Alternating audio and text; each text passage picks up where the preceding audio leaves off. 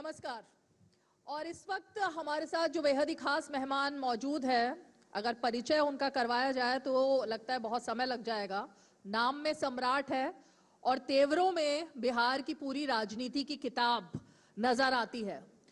युवा नेता है, युवा चेहरा है, हालांकि राजनीति में 30 साल का अनुभव है, लेकिन उसके बावजूद अभी जब हम बात करेंगे तो पता लगेगा कि युवा उनके साथ इतने कैसे जुड़े रहते हैं, क्योंकि उसका राज भी वो आज बताने वाले हैं हमारे इस प्रोग्राम में कि आखिर 30 साल के इस अनुभव के बाद कैसे खुद को फिट रखते हैं और कैसे जो मुद्दे हैं ना इस बार चुनाव में, उसके इर्द गिर्द सम्राट चौधरी घूमते हुए नजर आ रहे हैं। इसका क्रेडिट आखिर किसको जाता है?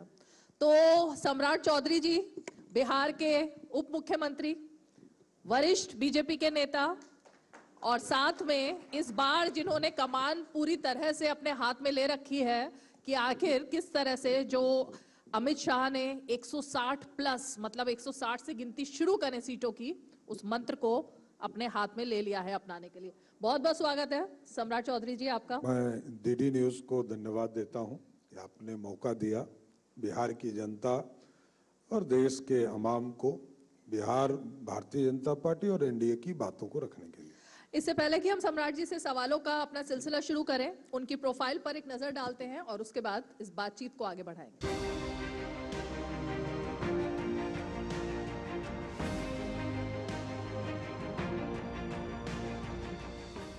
सम्राट चौधरी वर्तमान में बिहार के उप मुख्यमंत्री हैं और बिहार भारतीय जनता पार्टी के प्रमुख नेता भी।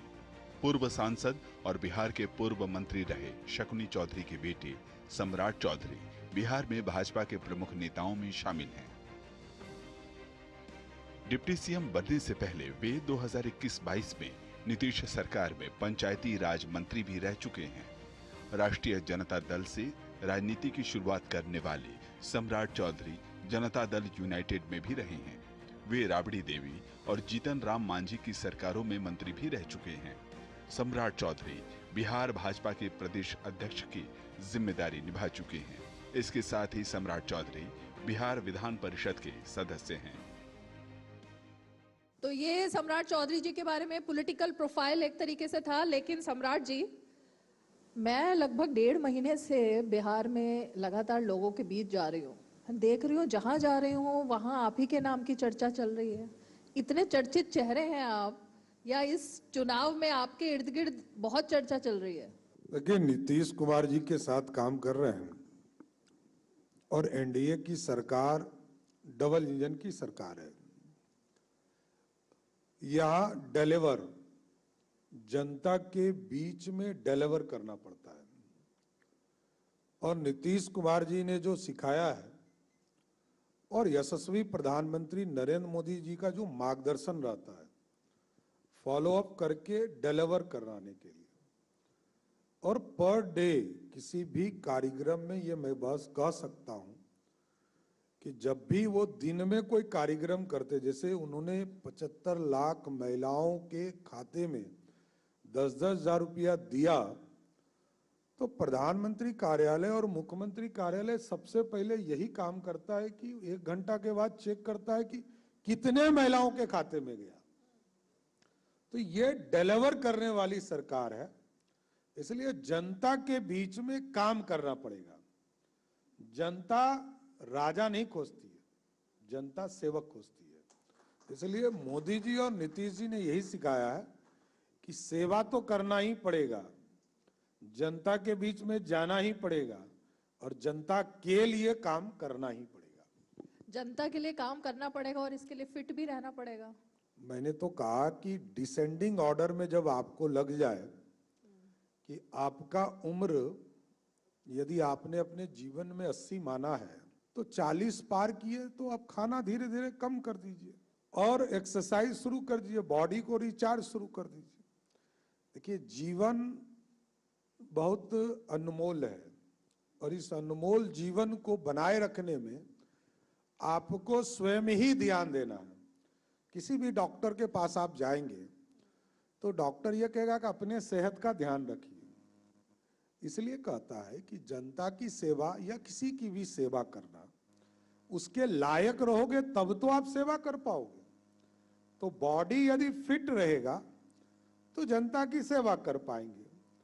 और मैं तो प्रधानमंत्री जी को धन्यवाद देता हूं कि पूरे देश में योग का माहौल नहीं था, दुनिया के लोगों को योग कराने सिखाया और लोगों को फिट रहने की आदत डलवाया। आज जिस भी भारतीय जनता पार्टी में सभी नेताओं को आप देखिएगा, कोई अनफिट नहीं देखेगा, क्योंकि हमारा नेतृत्व फिट है और सबको फिट रखने की चिंता भी करता है। तो क्या योगा करते हैं आप? नहीं, सब करता हूँ, योगा भी करता हूँ, अपने खाने को भी नियंत्रित करता हूँ, अपने जीवन शैली को भी बदला। और पहले 2 समय खाना खाता था, अब 4 बार खाता हूँ, लेकिन कम खाता हूँ। पहले 1 बार खाना खा के निकलता था तो 7 किलोमीटर 8 किलोमीटर पैदल गांव में यात्रा करना पड़ता था। कोई ऑप्शन नहीं था हमारे पास। किसी ने सत्तू पिला दिया, किसी ने जूस पिला दिया, किसी ने गांव में खाना खिला दिया, यही होता था। लेकिन 7 घंटे 8 घंटे पैदल चलना पड़ता था। ये मजबूरी थी, ये कोई इच्छा नहीं था, मजबूरी था। तो लोग पहले कहते थे कि चाय पीने, जो नेता चाय नहीं पिएगा, शरीर मतलब पेट का अतरी नहीं जलाएगा, वो नेता कैसे होगा। लेकिन अब दौर बदल चुका, एक एक गांव में गाड़ी, सड़क, बिजली, पानी व्यवस्थित हो चुके। अब तो जिस गांव में जाइएगा सबसे पहले ठंडा पानी लेके आएगा, कोल्ड ड्रिंक लेके आएगा, जो सबसे ज्यादा हानिकारक है। तो इसलिए अब जीवन की पद्धति को बदलने का ये आपके ऊपर निर्भर है कि आप अपने जीवन को कैसे ढालना चाहते हैं। सम्राट जी का आई थिंक ये पहली बार हम ये सब राज सुन रहे हैं, फिटनेस मंत्र अभी तक मैंने कभी सुना नहीं था। तेजस्वी यादव को ये हम देखते हैं कि वो अभी उन्होंने लेटेस्ट इंटरव्यू में कहा कि उनको क्या रिग्रेट है, तो उन्होंने कहा मेरा वेट थोड़ा सा बढ़ गया है, मुझे कंट्रोल करना है, डांस करता हूँ जब अटल पथ पर थोड़ा मोटा लगता हूँ। ये अच्छी बात है, यदि किसी नेता को ये ज्ञान हो गया कि मैं मोटा हो गया हूँ तो ये चिंता का विषय है। यदि नहीं पता होता तब तो दिक्कत थी, लेकिन यदि पता है और तब मोटे हैं तब चिंता का विषय है, तब तो वर्कआउट करना पड़ेगा। चलिए, जनता हो सकती है इलेक्शन में उनका पसीना थोड़ा निकालेगी, पसीना भी निकालेगी। लेकिन ये बताइए, अब आपने खाने की क्योंकि बात कही सम्राट जी, ऐसा लगता था कि बिहार के खाने की बात जब होती है तो उसमें तो वही तस्वीरें सामने आती हैं कि कैसे लालू जी के साथ राहुल गांधी सावन में मटन बना रहे हैं, फिर उसके बाद तस्वीर आती है कि कैसे प्लेन में चॉपर में तेजस्वी यादव दिखा रहे हैं सत्तू पीते हुए। आपकी कभी ऐसी फोटो सामने नहीं आई? लालू जी राजा है, राजा की बात मैं नहीं कर सकता। हम लोग छोटे मोटे लोग हैं, जनता के बीच से आए हैं, राजा की बात हो नहीं रही है। वो तो राजा है। पहले 1990 में उन्होंने कहा था कि रानी के पेट से राजा पैदा नहीं होगा। ऐसे बिहार की जनता इसको फॉलो कर रही है, जनता एकदम फॉलो कर रही है। और जनता कहती है कि हम रानी पैदा भी, राजा भी पैदा नहीं होने देंगे रानी के पेट से। आज तक के लोकतंत्र में बिहार में कोई मुख्यमंत्री का बेटा मुख्यमंत्री नहीं हो पाया। कई लोग आए बिहार की राजनीति में, कई लोग आए, चाहे कर्पूरी ठाकुर जी का बेटा हो, लालू जी का बेटा हो, दरोगा बाबू का बेटा हो, सतीश बाबू का बेटा हो, कई लोग आए, श्री बाबू का बेटा हो, कोई मुख्यमंत्री नहीं बनता। ये लालू जी के भ्रम चीजों को जनता मान रही है। लेकिन मेरा यह मानना है कि बिहार अब आगे बढ़ चुका है, इन चीजों को भुला चुका है। अब बिहार समृद्धि विकास पे चर्चा करता है। आप भी जितने लोगों से आपने वार्ता किया होगा, बिहार ये बदला हुआ बिहार है। जिस बिहार में पंडित चाणक्य ने अखंड भारत का सपना देखा था और इसको राजधानी बनाया था, उस बिहार में आप सोचिए कि बिहार के पास सब कुछ था लेकिन नेतृत्व नहीं था। श्री बाबू के बाद कोई भी मुख्यमंत्री अपने जीवन काल में 5 साल का टेन्योर 90 तक पूरा नहीं किया। कर्पूरी ठाकुर जी और जगन्नाथ मिश्रा जी 3-3 बार, कर्पूरी ठाकुर जी उप मुख्यमंत्री बने, 2 बार मुख्यमंत्री बने, जगन्नाथ मिश्रा जी 3 बार मुख्यमंत्री बने, लेकिन कोई 5 साल पूरा नहीं किया। 90 से 2005 तक बड़ा नेतृत्व मिला, किंग मेकर मिला, बिहार नहीं मिला। बिहार उजड़ता हुआ बिहार मिला, बदहाल बिहार बना। जबकि 2000 में जब बिहार बट रहा था तो आप समझिए कि बिहार की आर्थिक स्थिति कितनी खराब थी कि बिहार, यूनाइटेड बिहार का 87% रेवेन्यू झारखंड से आता था और मात्र 13% रेवेन्यू इस बिहार से आता था। और उस समय इंडस्ट्री भी बिहार में था। लोग कहते हैं कि इंडस्ट्री नहीं था बिहार में, एकदम था। टाटा यहीं था, बोकारो यहीं था, माइंस पूरा धनबाद बोकारो का इलाका पूरा माइंस यहीं था, लेकिन नेतृत्व नहीं था।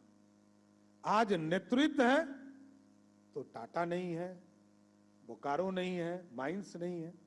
लेकिन यह बदला हुआ बिहार है जिस बिहार में 6000 करोड़ का बजट होता था। और मेरे को तो गर्व हुआ जब नीतीश कुमार जी 2005 में मुख्यमंत्री बने और धीरे धीरे इन्होंने बिहार को गवर्नमेंट स्पॉन्सर्ड स्कीम से व्यवस्थित किया।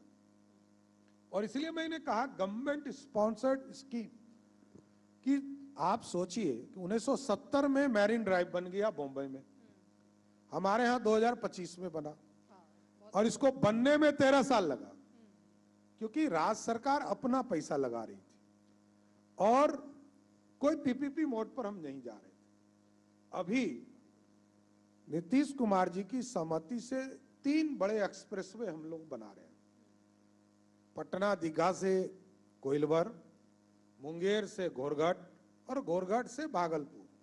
ये लगभग 150 किलोमीटर का हम बनाएंगे स्ट्रेच। और उस स्टेज में बिहार सरकार 17,000 करोड़ में मात्र 6,000 करोड़ रुपया लगाएगी। उस समय हम टोटल पैसा लगा रहे थे, हमको 12 साल लगा पटना का मैरिन ड्राइव बनाने में। मैरिन ड्राइव में यदि हमने पीपीपी मोड बनाया होता तो 12 में शुरू हुआ था तो 15 तक में कंप्लीट हो गया होता। मेट्रो मैंने, यहां भोला जी बैठे हैं, हिंदुस्तान के पत्रकार हुआ करते थे, अब रिटायर कर गए हैं। ये हम लोगों ने पटना में मेट्रो की कल्पना की और 13,992 करोड़ रुपए का एक डीपीआर बनाया और 2014 में किया। इजराइल से, नॉर्वे से, उसके बाद इंग्लैंड से सभी प्रतिनिधि आए। कई कंपनी ऐसे आए जिसने कहा कि आप हमको पीपीपी मोड पे दे दीजिए, 20 साल मैं चलाऊंगा, 20 साल के बाद रेवेन्यू आपका, पूरा मालिक आप। हमारे यहाँ कोई पीपीपी मोड का कंसेप्ट नहीं था, हमने नहीं दिया। हम लोगों ने कहा अपने चलाएंगे। हमको मात्र 11 साल लगे बनाने में। हमने बनाया, अभी कुछ किलोमीटर चालू किया है, इसको धीरे धीरे और बड़ा करना है। लेकिन आप सोचिए दुनिया से हम कितने पीछे हैं। 1888 में लंदन में मेट्रो चल गया और हम इतने पीछे हैं। तो हमको दुनिया के मानक पर, दुनिया के एक तरह से दुनिया के हिसाब से चलना पड़ेगा। इसलिए मैंने कहा कि पीपीपी मोड अब बिहार ने उठाया है। बिहार में कुछ नहीं था। बिहार में लोग कहते हैं ना कि सारे लोग भाग गए थे, एक तरह से ये मैं कह सकता हूं। लोग चीनी मिल बंद करके भाग गए क्योंकि डर था। लोगों को कोई फैक्ट्री चालू नहीं हो पा रहा था, उनको डर था। ये सुशासन स्थापित और विश्वास स्थापित करने में 15 साल लगे और 2020 के बाद बिहार में इंडस्ट्री पर काम शुरू हुआ। आज मैं कह सकता हूं कि इस देश में सबसे बड़ा बॉटलिंग प्लांट बिहार में, सबसे ज्यादा इथेनॉल प्लांट बिहार में, और आगे अगले 10 वर्षों में सबसे बड़ा इंडस्ट्रियल हब बनेगा वो बिहार होगा, जो बिहार इस देश को दुनिया में सबसे ताकतवर राज्य बनाएगा। सम्राट जी, बात तो इन्हीं मुद्दों पर होनी चाहिए जो आप बता रहे हैं कि कैसे बदलाव आया 20 सालों में बिहार का, कैसे बिहार में एक तरीके से तस्वीर बदल गई। लेकिन चुनाव तो भटक गया ना बिहार का। कोई नहीं भटका है, मुद्दे ही कुछ और आ रहे हैं अब तो। विकास बनाम विनाश, यही दो चलेंगे। राजनीति यहीं पर है, आप भटक रहे हैं। बिहार में 2 ही रास्ते हैं। एक तरफ लालू प्रसाद जी बैठे हैं महागठबंधन लेकर और दूसरे तरफ नीतीश कुमार और मोदी जी की जोड़ी है और कहीं लड़ाई नहीं है।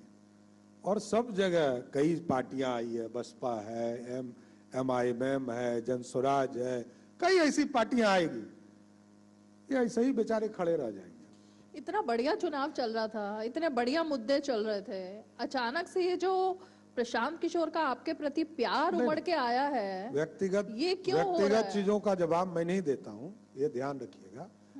लेकिन ये जो पत्रकार साथी है, इसको ऐसे एनालिसिस करना है कि बिहार में क्या झूठ बोलने नेताओं को खड़ा रखना चाहिए। बिहार के किसी कोने में, देखिए हम लोग लंबे समय से काम कर रहे हैं, बिहार की राजनीति को समझते हैं, और क्योंकि आप वहीं भटक रही हैं इसलिए आपको भी समझा रहा हूं। शिल्पी गौतम हत्याकांड को बिहार की पूरी जनता जानती है। क्या जवाब देना चाहिए? पुलिस, CBI जिसको जांच करके कंप्लीट करती हो, न्यायालय तय करता हो, उसके बाद भी आप जवाब मांगते हो। तो ये है अटकाना, भटकाना और लोगों को सलटाना। ये बिहार है, बिहार कितने को लटका कर भटका के सटका देगा, ये समझ लीजिए। क्योंकि आप भटक रही थी इसलिए आपको भटकने से समझाया कि यदि शिल्पी गौतम हत्याकांड में सम्राट चौधरी का 1 इंच भी नाम है तो सम्राट चौधरी को संन्यास लेना चाहिए, इससे कहीं दो मत नहीं है। लेकिन दिक्कत क्या है कि मीडिया के पास कोई न्यूज ही नहीं है। आप यदि उसी मुद्दे पर भटक रहे हैं तब तो हमको कुछ नहीं करना। मैंने तो ये मुद्दा ही नहीं उठाया था। मैं तो ये सवाल आपसे पूछना चाह रही हूँ कि सम्राट चौधरी जो अपने काम पर बात करते हैं, उनके दुश्मन ज्यादा हैं या दोस्त ज्यादा हैं? कौन है जो उनकी छवि को बिगाड़ने के लिए काम कर रहा है? देखिए स्वाभाविक है, अभी कितने लोग लगेंगे, कहाँ आप चिंता कर रही हैं। जो भी किसी भी पार्टी का मुखिया होगा उसके खिलाफ तो लगेंगे ही लोग। पार्टी ने विधायक दल का नेता बनाया तो स्वाभाविक है, विरोधी का काम है वो अपनी बात रखेंगे। अरे हम तो जनता के लिए काम करने आए हैं, तो जनता का विकास करने की ही बात करेंगे। तो ये गड़े मुर्दे आपकी छवि को खराब करने के लिए उखाड़े जा कोई रहे हैं? देखिए ये सब सुप्रीम कोर्ट के ऑर्डर्स में है। मैं बार बार कहता हूं कि हो सकता है नई पीढ़ी को नहीं पता हो, लेकिन ये केसेस पहले चले हैं। मैंने इसलिए कहा सुप्रीम कोर्ट के ऊपर कोई है तो बता दीजिए। सुप्रीम कोर्ट ने यदि कोई ऑर्डर किया हो तो उसी को ना जनता मानेगी। सुप्रीम कोर्ट का ऑर्डर कॉपी है, एक पेज पढ़ लेना फिर नया बहाना बनाना, नया बहाना। इसलिए मैंने कहा बिहार विकास के मुद्दे पे ही चुनाव होना है और बिहार इस ट्रैक पे है। 2005 का चुनाव देख लीजिए, 2009 का चुनाव देख लीजिए, 2010 का चुनाव देख लीजिए, 2014 का चुनाव देख लीजिए, 2015 का चुनाव देख लीजिए और 2019, 2020, 2024 सब बोलते रह गए, चुनाव जीत कर एनडीए चली गई। सम्राट चौधरी जी खुद को युवा नेता मानते हैं? युवा कैसे मानूं, 30 साल पहले राजनीति में आया हूं। मैं तो राहुल गांधी हूं नहीं, 55 साल में भी कहूं युवा हूं। मेरी तो बेटी जो है 18 साल की है, तब मैं उसको युवा कहूं कि मैं अपने आप को युवा कहूं, ये पहले बता दीजिए। नहीं, क्योंकि ये चुनाव जो है, दो युवा नेता कह रहे हैं हम लड़के हैं एक तरफ और युवाओं को हम ही समझ सकते हैं बिहार के युवा क्या चाहते हैं, और युवाओं की बात को तो युवा ही समझ सकता है। अरे पहले युवा फिट तो हो जाए तब तो चुनाव लड़ेगा। पहले आप ही ने कहा कि अनफिट है तो पहले फिट करा दीजिए, तब फिर जनता के बीच में जाए, इसमें कहां दो मत है। देखिए मैंने क्या कहा, बिहार दो विचारधारा का केंद्र बना हुआ, वैसे ये पूरा एक परिवार है। 1977 में जनता पार्टी पहली बार बनी, तब लालू जी, नीतीश जी, सुशील मोदी जी सब एक पार्टी के सदस्य थे। रामविलास पासवान जी या नरेंद्र मोदी जी, जिस पूरे टीम से आते हैं हम लोग भाजपा के लोग, सब उसी के पार्ट। 80 में विभाजन हुआ, भारतीय जनता पार्टी का उदय हुआ, लोक दल बने, फिर जनता दल बना।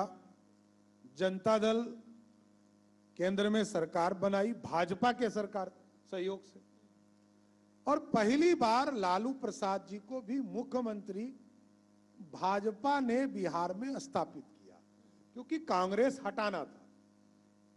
लेकिन उनके कैरेक्टर बदल गए, भाजपा भी हटी और नीतीश कुमार जी भी उनसे अलग हो गए, और धीरे धीरे लालू जी एक गरीब के बेटा से राजा बन गए, और राजा फिर लोकतंत्र खत्म हो गया।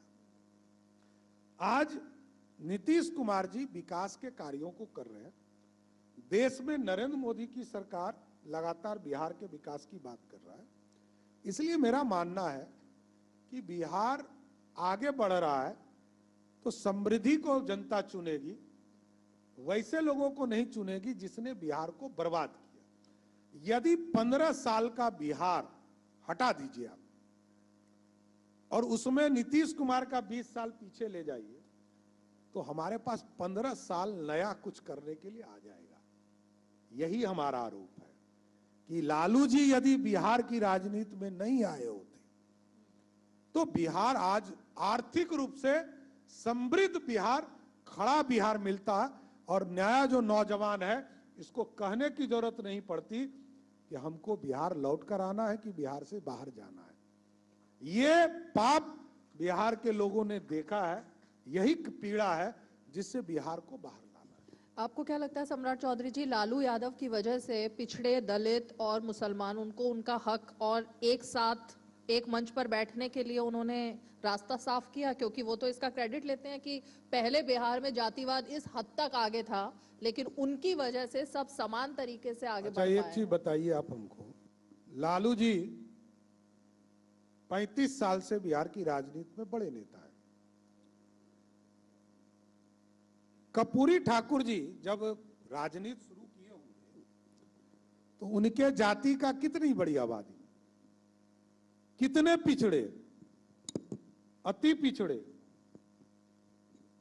दरोगा बाबू मुख्यमंत्री हुए, भगवतिया देवी को लालू जी कहते कि मैंने सांसद बनाया, और इतिहास के पन्ने में लोग जानते हैं कि लालू जी जब हाफ पैंट पहनते होंगे तब भगवतिया देवी सदन आ गई थी। तो इसको कौन सा सामाजिक न्याय कहती है आप?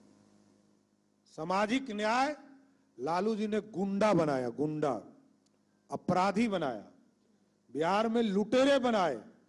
आज यदि स्वर्ण समाज का लोग गांव से जमीन बेचकर भाग रहा था तो वो लालू जी का राज था। अति पिछड़ा यदि गांव छोड़कर भाग रहा था तो वो लालू जी का राज था, और गुंडे स्थापित हो रहे थे वो लालू जी का राज था। गुंडों को स्थापित लालू जी ने किया, इससे मैं कभी डिफर नहीं करता हूं। अभी जाति खत्म हो गई है, जाति पर वोट नहीं पड़ेगा इस बार? अब एक चीज बताइए आप, एक तरफ 1 से 1.25 जाति है और एक तरफ 98.5 जातियां एक तरफ मिलकर वोट कर रही है, तो जातिवाद हो सकता है क्या? यदि बिहार में 220 जातियां हैं और उसमें 218 18.5 जातियां एक तरफ वोट कर रही हो तो जातिवाद कहां से हुआ? और नीतीश कुमार जी तो जितने इतिहास के पन्ने में सबके लिए, या मोदी जी, आप बताइए, गैस कनेक्शन दिया तो किसी से पूछा कि हिंदू हो कि मुसलमान हो, सिख हो कि ईसाई हो? नीतीश जी ने नीचे 10-10 हजार रुपया भी दिया तो किसी से पूछा कि आप किस कम्युनिटी के हो? काम सबके लिए करना पड़ता है। नीतीश कुमार ने महिलाओं को आरक्षण दिया तो बिहार की 50% महिलाओं को आरक्षण दिया। आज 60% प्रतिनिधि चुनाव जीत कर आई है। लालू जी ने क्या किया? कहा कि महिला का सम्मान बढ़ाएंगे, अपनी पत्नी को मुख्यमंत्री बना दिया। यही है ना? अब बिहार के 50% महिलाओं को आरक्षण देकर नीतीश कुमार जी ने मुख्य धारा में लाया। इसको कहते हैं सामाजिक न्याय। और लालू जी ऐसे सामाजिक न्याय के नेता थे जिनके राज्य में मुखिया के चुनाव में दलित को आरक्षण नहीं था, अति पिछड़ा को आरक्षण नहीं था, महिलाओं को आरक्षण नहीं था। वो सब एनडीए के शासन काल में है। तो कौन सा सामाजिक न्याय? सामाजिक न्याय का मतलब तो समझा दीजिए। समाज जहां सब बराबर हो, यही तो सामाजिक न्याय। कौन, ये तो गुंडे खड़ा कर रहे थे, अपराधी बना रहे थे। ठीक है सम्राट जी, मुझे ये बताइए कि महाराष्ट्र के चुनाव में हमने देखा जिस तरह आप बात कर रहे हैं ना, शुरुआत इसी से हुई थी, विकास और योजनाओं से, और अंत हुआ बटेंगे तो कटेंगे पर। क्या बिहार के चुनाव में ये मुद्दा आएगा, या फिर चुनाव जब पीक पर अब शुरू हो रहा है तो घुसपैठी, बटेंगे तो कटेंगे, या इस तरह के स्लोगन्स देखिए, बीजेपी की तरफ से हम आने लोग वाले हैं? तो बिहार के सभी बड़े नेताओं को याद करते हैं। लालू जी ने 1992 में कहा था कि एक एक घुसपैठी को चुन कर निकालेंगे। ममता दीदी ने कहा 2005 में एक एक घुसपैठी को चुनकर बंगाल से भगाएंगे। ये भुला कैसे सकते हैं? भुला नहीं सकते। जब तक बॉर्डर खुला रहेगा बांग्लादेश का, तब तक घुसपैठी आते रहेंगे। ये हमारा कमिटमेंट है, प्रधानमंत्री जी का कमिटमेंट है, बिहार की जनता का कमिटमेंट है। बॉर्डर सील करेंगे, एक एक घुसपैठी जो बिहार में आया है उसको जाना पड़ेगा। नीतीश कुमार मजबूती है या मजबूरी है बीजेपी के लिए? मजबूती है भाई, इसमें कहां दो मत है। नीतीश कुमार जी एक विचारधारा है। नीतीश कुमार जी ने काम किया, डिलीवर किया। आज यदि पटना से आप मोकामा जा रही हैं 1.5 घंटा में, ये कमिटमेंट है नीतीश कुमार जी का, मोदी जी का। आज पटना से मुजफ्फरपुर 3 घंटा लगता था, आप 1.5 घंटा में जा रही हैं। पटना से गया 4 घंटा लगता था, 1.5 घंटा में हम गया जी जा रहे हैं। ये कमिटमेंट है मोदी और नीतीश का, जिसने जनता को दिया था, इसको पूरा करने का काम किया। नीतीश कुमार फिट है? एकदम फिट है। इतना बड़ा फैसला लगातार ले रहे हैं, इसके बाद भी आपको अनफिट दिखते हैं? हम तो पूछे, तो मैं तो विपक्ष के सवाल पूछती हूं, मैं आपसे कुछ अपनी तरफ से पूछ ही नहीं रही। अब बस अंत में चलते चलते एक सवाल जनता से लूंगी, ऑडियंस से। ये बताइए कितनी सीटें लॉक करके सम्राट चौधरी हमारे मंच से जाएंगे अभी? देखिए, मैं तो शुरू में ही कहता हूं कि जेडीयू भाजपा जब शुरुआत करती है तो 150 सीटों से करती है, और हमारे जो छोटी पार्टियों की 3 साथी सहयोगी हैं, तो ये हम लोगों ने जो राउंड फिगर देखा है और जिस तरह बिहार के आम लोगों का उत्साह है, ये स्पष्ट दिखता है कि 2010 में जो चुनाव का रिजल्ट आया था 206 सीट, उसको पार करके इस बार 200 से अधिक सीटें एनडीए जीतेगी। 200 से अधिक एकदम। और बाकी सारी सीटें? किसी ने कुछ किया नहीं है ना। हाँ। देखिए, आपको मैंने शुरू में ही कहा, तुलना करना पड़ेगा। काम किससे तुलना करना है? तो हम तो राजद से ही तुलना करेंगे ना, उससे काम अधिक किया, तो उससे अधिक काम करके जनता का भरोसा रखा है। और सम्राट चौधरी जी अगली बार भी उप मुख्यमंत्री बनेंगे? नहीं, ये तो नहीं मेरे को पता है।